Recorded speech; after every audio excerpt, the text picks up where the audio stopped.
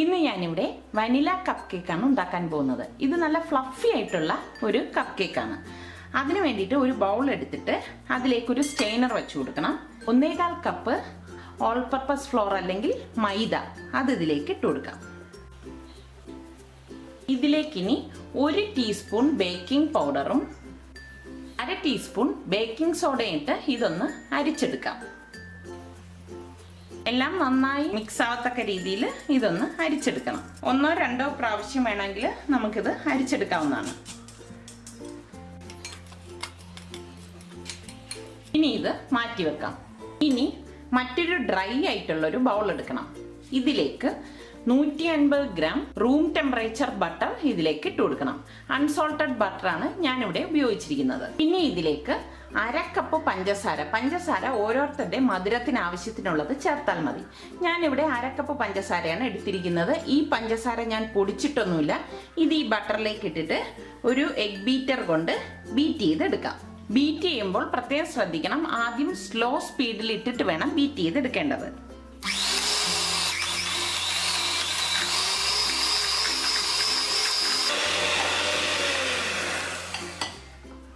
ഇതിലേക്കിനി 1 tablespoon vanilla essence കൂടെ ഒഴിച്ച് ഇതൊന്നും കൂടി ഒന്ന് ബീറ്റ് ചെയ്ത് കൊടുക്കാം.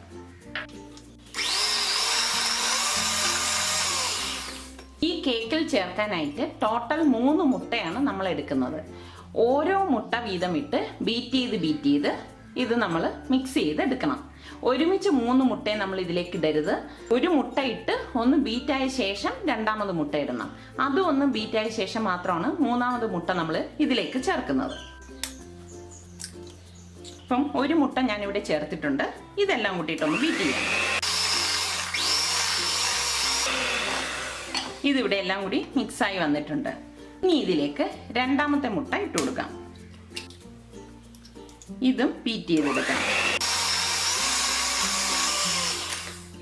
ഇനി ഇതിലേക്ക് മൂന്നാമത്തെ മുട്ടയും 1 ടീസ്പൂൺ ഉപ്പും കൂടി ഇതിലേക്ക് ഇട്ടിട്ട് ബീറ്റ് ചെയ്തെടുക്കാം.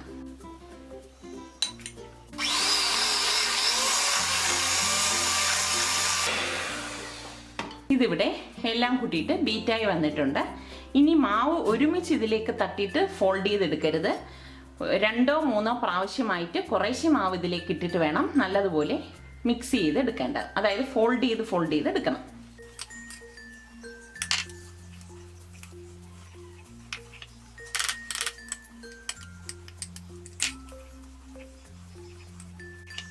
ഇതിവിടെ മിക്സായി വന്നിട്ടുണ്ട്. ഇനി ബാക്കിയിരിക്കുന്ന മാവ് ഇതിലേക്ക് തട്ടിയിട്ടിട്ട് ഫോൾഡ് ചെയ്തെടുക്കാം. നമ്മൾ മാവ് തട്ടിയ ശേഷം ഓവറായിട്ട് നമ്മളിത് ബീറ്റ് ചെയ്തെടുക്കാൻ പാടില്ല. അപ്പോൾ അതിൻ്റെ സ്ട്രക്ചർ ശരിയാവത്തില്ല.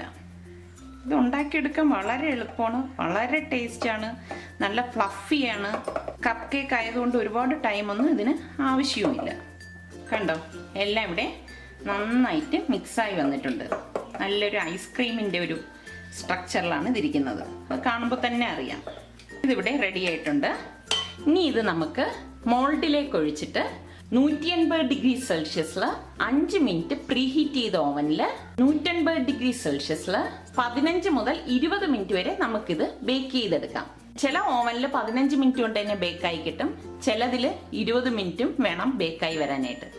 എൻ്റെ ഓവനിൽ എനിക്ക് ഒരു 16-17 മിനിറ്റ് കൊണ്ട് കേക്ക് ബേക്കായി കിട്ടും. അതൊക്കെ ഓരോരുത്തരുടെ ഓവനെ ഡിപ്പെൻഡ് ചെയ്തിരിക്കും. കപ്പ് കേക്കിൻ്റെ മോൾഡിലേക്ക് കപ്പ് കേക്കിൻ്റെ പേപ്പർ കപ്പ് വെച്ച് കൊടുക്കാം. ഇനി ഈ ഓരോ കപ്പിനുള്ളിലേക്കും നമുക്ക് ഓരോ സ്കൂപ്പ് കേക്കിൻ്റെ കൂട്ട് വെച്ച് കൊടുക്കാം.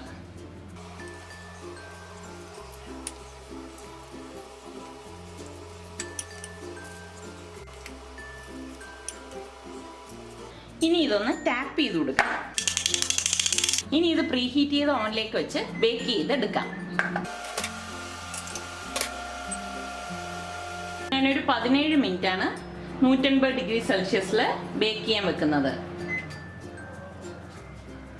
സലു കിച്ചൻ പുതിയൊരു ആപ്പ് ഇൻട്രൊഡ്യൂസ് ചെയ്തിട്ടുണ്ട്. അത് നിങ്ങൾക്ക് ഗൂഗിൾ പ്ലേ സ്റ്റോറിൽ നിന്നും നേരിട്ട് തന്നെ ഡൗൺലോഡ് ചെയ്യാവുന്നതാണ്.